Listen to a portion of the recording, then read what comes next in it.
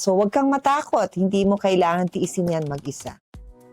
So, may mga bagay na pwede kang gawin or paraan para mabawasan ang mga simptomas na nararamdaman mo during the period, no, yung journey mo to menopause. So, number 1, you have to stay healthy. So, how? Eat the right food. So, ano ba yung mga right food? Sabi natin, you lessen all the four-legged animals. So, ano yun? Baka, baboy. So, two-legged lang. Chicken, fish, and more vegetable. Nuts can help, but you have to lessen as well. Pwede kang kumain nun, pero hindi rin madami. Sabi nga natin, it's always the amount that matters, no?